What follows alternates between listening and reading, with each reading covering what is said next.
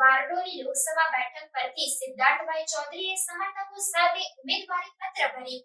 તાપીમાં 23 બારડોલી લોકસભાના ભારતીય રાષ્ટ્રીય કોંગ્રેસ પક્ષ અને ઇન્ડિયા ગઠબંધનના લોકલાડીલા ઉમેદવાર સિદ્ધાર્થભાઈ ચૌધરીનું ઉમેદવારી પત્ર ભરવા માટે બિરસા મુંડા સર્કલ, મિશન નાકા, વ્યારા પાસે એકત્રિત થઈ ફૂલહાર કરી શક્તિ પ્રદર્શન સાથે રેલી યોજવામાં આવી હતી। વ્યારા કલેક્ટર ચૂંટણી અધિકારી ખાતે ઉમેદવારી ફોર્મ ભરવામાં આવ્યું હતું, જેમાં ઇન્ડિયા ગઠબંધન, આમ આદમી પાર્ટી અને કોંગ્રેસના દિગ્ગજ નેતાઓ સાથે આમ આદમી પાર્ટી અને કોંગ્રેસના કાર્યકર્તાઓ મોટી સંખ્યામાં જોડાયા હતા।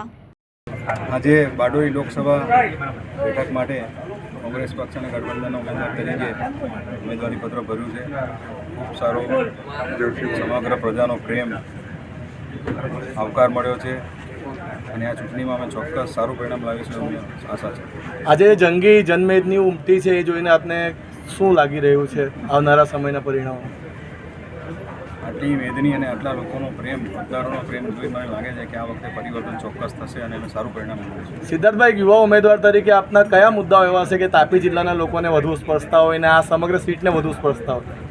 ખાસ કરીને તાપી જિલ્લામાં અમારી જમીનો જે રીતે સસ્તા ભાવે લઈ અને જુદા જુદા પ્રોજેક્ટોના નામે લઈ લેવામાં આવે છે, એ એક અમારો સેન્સિટિવ મુદ્દો છે। સાથે સાથે શિક્ષણ અને આરોગ્યની સુવિધા જે રીતે બગડી રહી છે એ જોતાં આ તમામ મુદ્દાઓને લઈને અમે લોકોની વચ્ચે રહીશું। યુવાઓ માટે તમારો શું સંદેશ છે?